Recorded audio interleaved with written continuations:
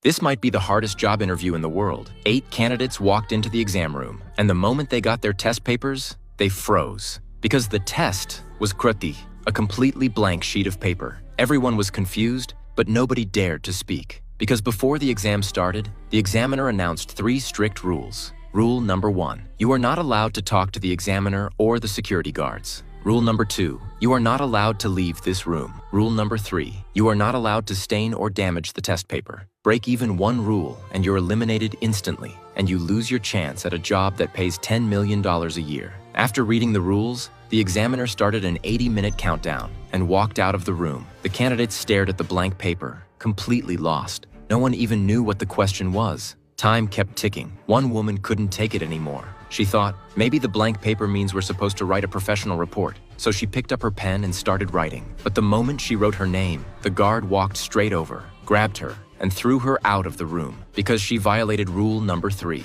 You can't stain the paper. After watching her get eliminated, everyone else dropped their pens immediately. But then, one man suddenly realized something. The examiner only mentioned 3 rules, which means, as long as you don't break those rules, everything else is allowed. So he casually stood up and started shadowboxing. The guard didn't react at all, so he got even bolder. He started greeting the other candidates like it was nothing, because the rule only said, you can't talk to the examiner or the guards. It never said, you can't talk to each other. Once the others realized it was allowed, they all started talking too, and they began brainstorming. Why is the test paper blank? Then Lisa stood up. She said, what if the paper is made with some kind of chemical? Maybe the question only appears under certain light. Everyone thought she might be right, so they held the paper close to the ceiling lights. But nothing happened. Then Mike said, maybe it needs special light, like UV or infrared. But there wasn't any of that in the room. At the same time, a blonde woman noticed something on the wall, emergency lights. To test the theory, they smashed one of the lights. And seconds later,